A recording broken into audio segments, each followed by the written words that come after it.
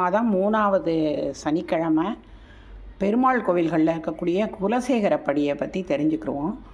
குலசேகரன்கிறவர் சேர நாட்டை ஆண்ட மன்னன்.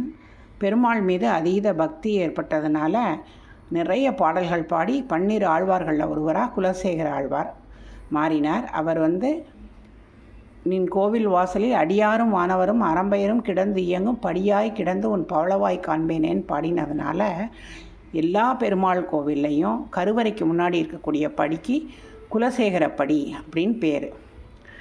அதே மாதிரி இந்த படியை தாண்டி பெருமாளுக்கு மண் கலசம், புது மண் பாத்திரத்தில் அன்றாடம் தயிர் சாதம் மட்டும்தான் பிரசாதமாக எடுத்துகிட்டு போகும். அப்பம், வடை, அவல், பொரின்னு விதவிதமான லட்டு விதவிதமாக செஞ்சாலும் இந்த மாதிரி தயிர் சாதம் மட்டும்தான் பெருமாளுக்கு நைவேத்தியமாக எடுத்துகிட்டு போகும். அவர் ரொம்ப எளிமையானவர். இன்றைக்கி 3வது சனிக்கிழமை. ஏன் திருப்பதியில் லட்டு கொடுக்குறாங்கன்னா, அந்த காலத்தில் மலை ஏறி தான் போகணும்.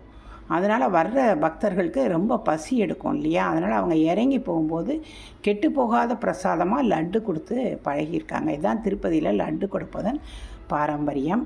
வேங்கடேசாய வித்மகே நிரஞ்சனாய தீமகி தன்னோ சீனிவாச பிரச்சோதயாத்.